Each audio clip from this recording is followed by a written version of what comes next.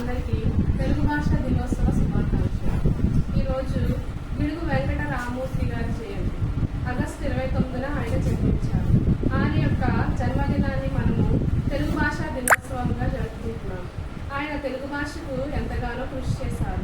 వ్యవహారిక భాషా పితామహుడు అని పిలుస్తారు.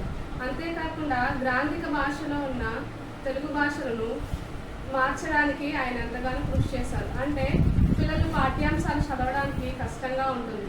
గ్రాంధిక భాష అనేది కష్టమైన క్లిష్టమైన పదాలతో కూడి ఉన్న భాష.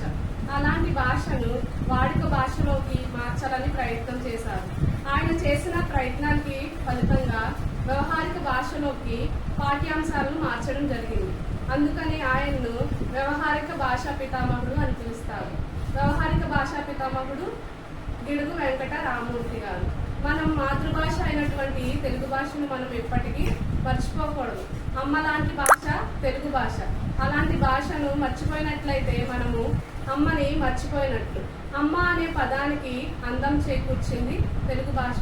అంతేకాకుండా దేశ భాషలందు తెలుగు లెస్స అని శ్రీకృష్ణ దేవరాయలు గారు కొనియాడారు. అంటే దేశంలో ఉన్న భాషలన్నిటికంటే తెలుగు భాష అనేది చాలా అందంగా అద్భుతంగా ఉంటుంది. కాబట్టి ఆ భాషను దేశ భాషలందు తెలుగు లెస్స అని కీర్తించారు. ధన్యవాదాలు.